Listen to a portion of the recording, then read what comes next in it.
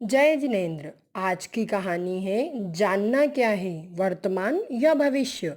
एक विख्यात खगोल शास्त्री एक बार रात में आकाश के तारों का अध्ययन करता हुआ चला जा रहा था। अचानक चलते चलते वो एक कुएं में गिर गया। कुएं पर पाट नहीं रखे थे। उसकी आंखें आकाश में अटकी हुई थी और वह चांद तारों का अध्ययन कर रहा था। कुएं में गिरते ही वो कुएं के अंदर से जोर जोर से चिल्लाने लगा। कुएं के पास के ही झोपड़े में एक गरीब बुढ़िया ने आकर उसे बड़ी मुश्किल से कुएं से बाहर निकाला। वो बहुत बड़ा खगोल शास्त्री था। उसके राज्य के सम्राट भी उसके द्वार पर आते थे। उसने बुढ़िया का बहुत बहुत धन्यवाद किया और कहा, देख, तुझे पता नहीं तूने कितने सौभाग्य से मुझे बचाने का अवसर मिला है। मैं एक खगोल शास्त्री हूँ। मैं तारों और नक्षत्रों की गतिविधियों और मनुष्य के भाग्य से उनके संबंध में मुझसे बड़ा कोई भी जानकार इस पृथ्वी पर नहीं है। बड़े से बड़े सम्राट भी मेरे पास आते हैं। मेरी फीस बहुत ज़्यादा है, लेकिन तूने मुझे बचाया है तो तेरा भाग्य मैं बिना फीस के देख लूँगा। तू कल आ जाना। वो बुढ़िया हंसने लगी।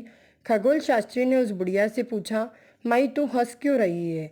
उस बुढ़िया ने कहा, बेटा मैं इसलिए हंस रही हूँ, जिसे अपने सामने का कुआं दिखाई नहीं दिया उसे चांद तारों की गतिविधियां, नक्षत्र और भविष्य वगैरह क्या दिखाई देंगे।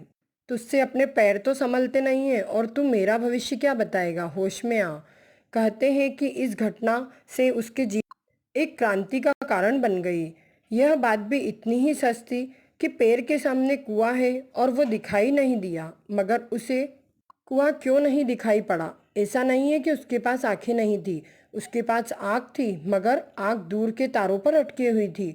हमारी आंखें बड़े दूर के धन, वैभव, ऐश्वर्य, सुख सुविधाओं के आकाश पर लगी हुई है और उसकी वजह से हम रोज रोज गड्ढे में गिर रहे हैं। यह गड्ढे हैं क्रोध के, काम के, वैमनस्य के, ईर्ष्या के और घृणा के। हम सब भी अगर भविष्य की चिंताओं से मुक्त होकर अपना वर्तमान सुधार लेंगे तो हमें किसी भी भविष्यकर्ता के पास जाने की आवश्यकता नहीं है। हमारे वर्तमान के परिणाम कैसे हैं, इससे हमारे भविष्य का निर्धारण होता है। हम सभी अपने जीवन में स्वपर कल्याण की भावना रखें, स्वाध्याय तत्व और चिंतन से जुड़ें।